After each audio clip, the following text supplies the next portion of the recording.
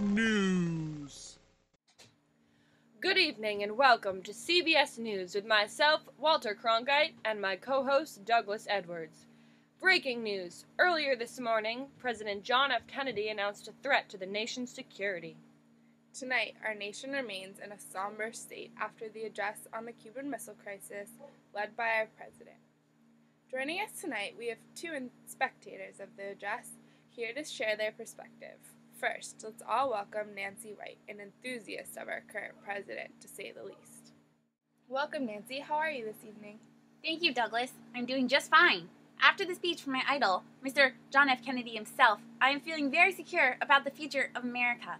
His voice is just mesmerizing, and his blue eyes sparkled the whole time. Nancy, I think you instill an optimistic belief in our audience tonight by reassuring your feelings of security. Tell me, why is it that our president made you feel so safe and erased all of your fears?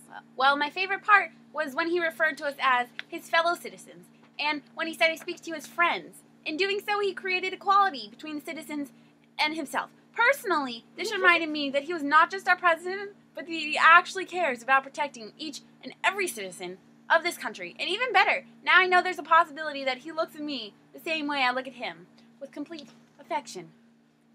Nancy, I can see that you are very fond of our current president. Did you think he sounded confident this morning? Oh, I think he sounded perfect. His voice was so definitive and matter-of-fact. To me, he appeared undaunted and reassured my safety. I got the sense that the rest of the audience felt the same way. He definitely established that he was in charge, especially because he often said, I know that a wonderful man like John will do his best to protect us.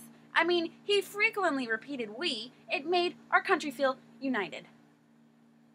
So, Nancy, is there anything else that you believe President Kennedy could have done to improve his impression with American citizens? Oh, absolutely not. Mr. Edwards, the president, sat upright and firm.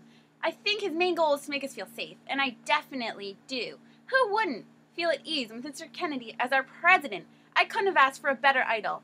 Handsome and smart, it's the perfect combination. Besides, in his speech, he gained my trust when he said, as promised. I know he will follow through with this.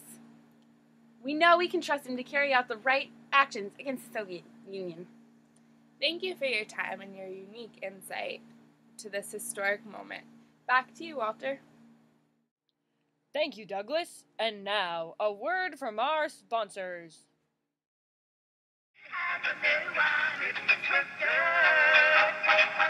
Get you all twisted and tangled with the twister. Spin the spinner and call the chop. Twister ties you up in a knot. That's Twister. Yeah, Twister. Right foot blue. Right foot blue. Left hand red. Left hand red. Left. Right. Yellow. Blue. Green. Yeah, Twister. You gotta play Twister in your stocking feet. Standing on this crazy college sheet. That's Twister. Yeah, Twister. And we're back. Good afternoon, Ruth, and welcome. How are you today? Thank you, Walter. I'm doing just fine despite this tragedy that has taken over our nation. So tell me, Ruth, what was your initial reaction to the president's address? Well, initially I was nervous because in the past, threats such as these have caused chaos in our world. However, President Kennedy established a firm plan by doing a step-by-step outline. This is definitely a threatening time in our lives, but this made a solution very realistic in the eyes of the people, making us all less afraid. That seems to be the general consensus. Do you trust that he will follow through with this plan? Mr. Kennedy did not show up to many of his conferences this past week, which concerned us. However, once he revealed the situation to the public, it was clear that his absence had allowed him to devise a solid plan of actions. He often said, I quote, giving his words accuracy. He was honest with the government by saying they would be true to their word.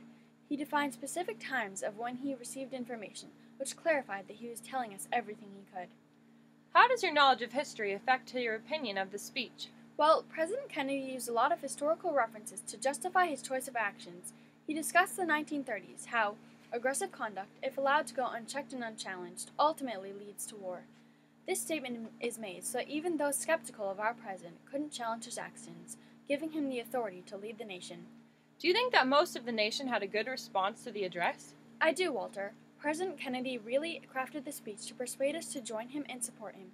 He mentions his sympathy for the Cubans, augmenting his morale and pushing his audience to side with him. The dishonesty he credits to the Soviet Union unites the country as it introduces a common enemy. He shows their aggressiveness by using words such as offensive, imprisoned, and ballistic. I think this angers the U.S. citizens and allows them to realize the wonderful ethics of our nation. Well, thank you for your time, Ruth. Over to you, Douglas. It seems that the majority of the nation feels safe after the speech given by President Kennedy this morning. This was his major purpose, and it was definitely conveyed. I certainly agree with you there.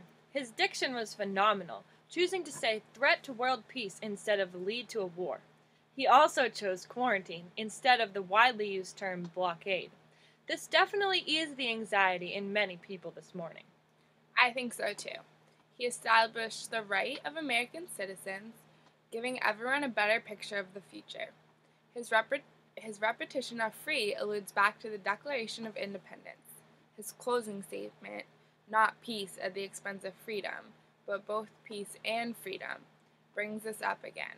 It reminds the United States of their natural rights and reinforces that Kennedy will preserve those. He gains respect from everyone in this way. He does indeed.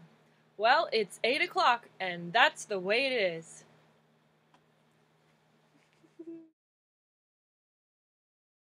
I love bloopers. I'm going to start laughing. It's on film. Douglas, and now, a word from our sponsor. Aaron! I'm good, I had it! Just think about dying people. Emma! Okay. Just 2 more pages. No, it's next. I know. I look like a man. A man!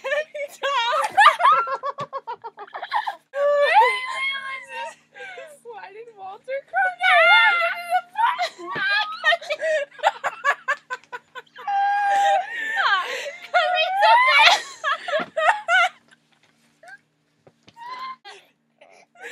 Good evening, and welcome to CBS. With myself, Walter Cronkite.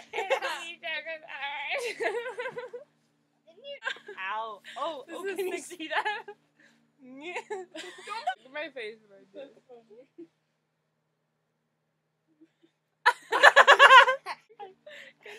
Old married couple. Let's take a picture. Welcome, Nancy. How are you this evening? Thank you, Douglas. Rising is blue. I sparkled the whole time. So great. Aaron, think of dying puppies. Think of Derek breaking up with you. Think of something sad. Dude, I did this many times. Yeah, it's so fine. It's fine, okay? Welcome, Nancy. How are you this evening? Thank you, Douglas. I'm doing just fine. After the speech. Oh my god. What? It's hilarious. Okay. Welcome, Nancy.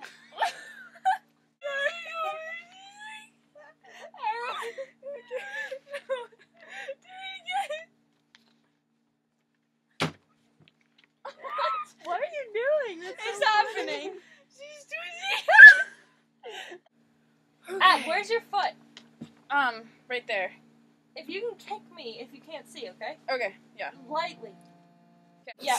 Okay, if you do, yeah, right there. Okay. Where's Aaron's phone? That's my head. Okay. because you're gonna. Okay. This skirt is just way too short. Mm-hmm. Is it good? Wait, I just need to see. So you have to change it after, like, and Yeah. even better now, I know with the possibilities that you look Is the that same good? way I look at him with complete affection. Yeah. You have to change that.